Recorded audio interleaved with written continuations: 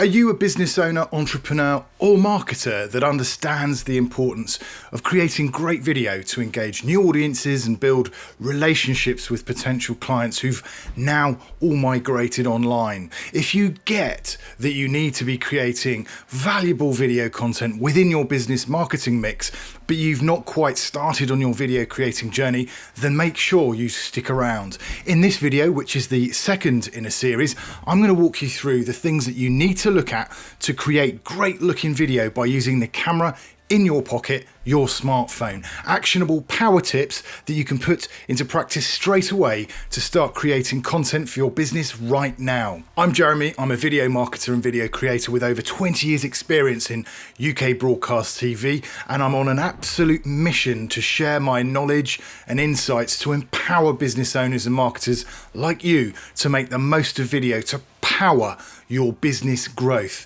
In part one of this video series, we dealt with camera settings, orientation and eyeline, amongst other things. The first 6 powerful tips to get you well on your way to creating great looking video content with your phone. If you haven't seen those tips, the link to that video is above me now, so definitely scoot across and check that out if you haven't already. So let's crack on. Tip number 7 is a big one, and it's audio. When it comes to making quality video, audio is so important. If you're producing videos which offer your audience genuine value, the picture can be a bit dicey, but your audience will wear it. However, no matter how great your content is, if the audience can't hear it, if the audio is bad, your audience will disappear within moments and never come back. So whenever you're creating video content at whatever level it is, audio is a critically key component, and so often it's an overlooked aspect of the video making process, which is a massive mistake.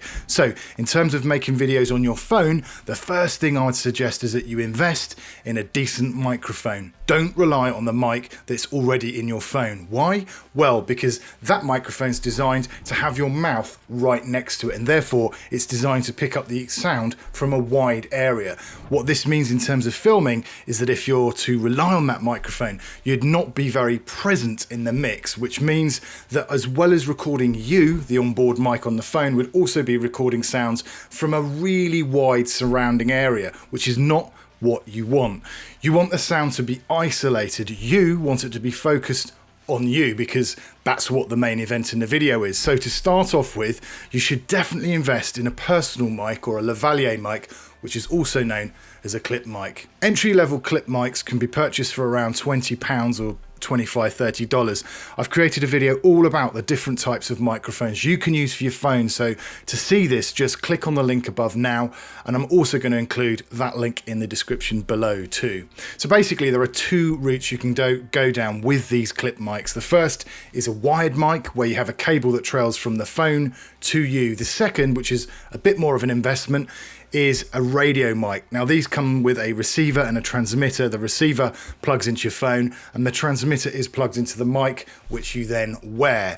With radio mics, obviously there are no trailing cables, which is great if you're shooting on location or outside, or you're doing a walk and talk. Now you can get basic radio mics from around about the £80/$90 mark, but to get a really decent entry-level kit, I think you'll be looking to get something like the Rode Go, which starts at around £130 or $140. I'll link to these in the description below. The other vital item in terms of audio, which so often gets missed out, is if you're filming outside, then you're going to need to make sure that your mic is covered with a Wind Gag. Now these are also known as fluffies or as dead cats. You can pick these up from around about the £15/$20 mark.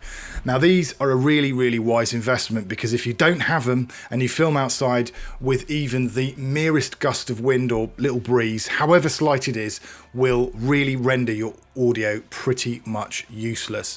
Now, before we jump into tip number 8 and discuss lighting, a really quick shout out to hit that cheeky little like button if you're getting value from this video, which I really hope you are.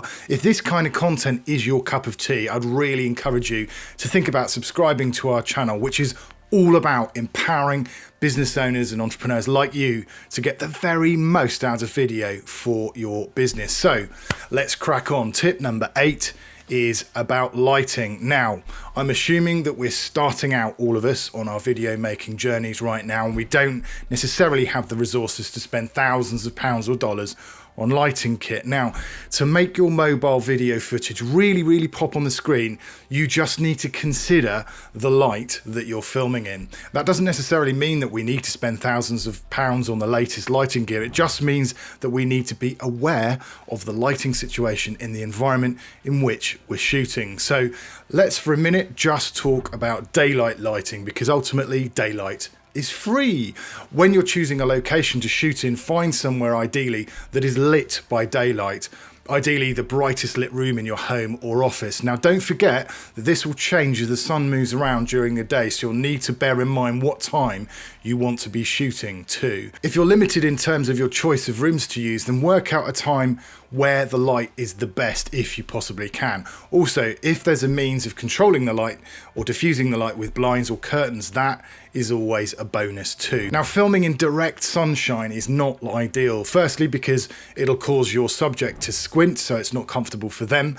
Plus, sunshine itself is actually quite a harsh light. So for example, if you're shooting outside in a sunny environment, try to find a shady spot in which to film, or you could introduce some shade by using a sun umbrella or something like that.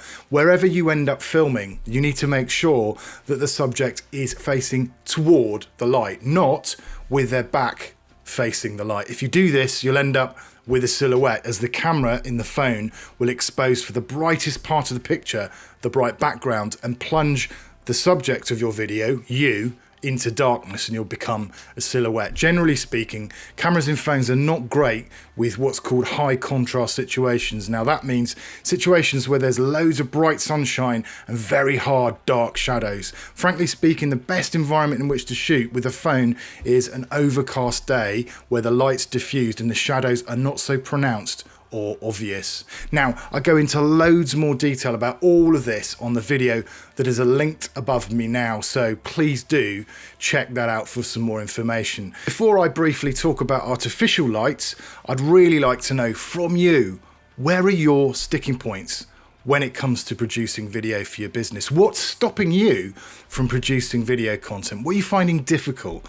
Let me know in the comments below, and I'll create content that will allow you to overcome your difficulties and start creating valuable video content for your audience, and in turn drive your business growth. So please do take a couple of seconds and let me know the roadblocks you're coming up against. I'd really appreciate it. If daylight is not an option for you, then you're going to need to invest in some lighting kit. There are some great little portable options, especially designed for phone-based filming. You could, for example, get a little clip-on ring light that will give you a really flattering light if you're filming relatively close to yourself. There are bigger cousins which are typically used in things like makeup tutorials. A full-size ring light setup you can get from around £85 or $95, and there's a link to these, yes, you've guessed it, in the description below. The key to starting out with lighting really is to keep it simple. So a one light setup is absolutely fine to begin with. There are a few things that you need to bear in mind, which are covered off in the video, which is linked above me now, and I'd really suggest that you take a look at that before you press record if you're going to go down the artificial lighting route. So we've dealt with sound and lighting in terms of shooting with your phone, but we also, of course, need to know about things like focus, backgrounds, as well as things like keeping the camera nice and steady. So keep it locked right here and tap on the screen in a second for all of that mobile filmmaking goodness and so much more, which is coming up right after this. In the meantime though, please do smash that cheeky little like button and subscribe if you fancy it. Please do let us know in those comments about the issues you're coming up against in your video creating journey, so that we can create content that will help you. Thanks so much for watching, take care, and I'll see you in the next video. Cheers, bye bye.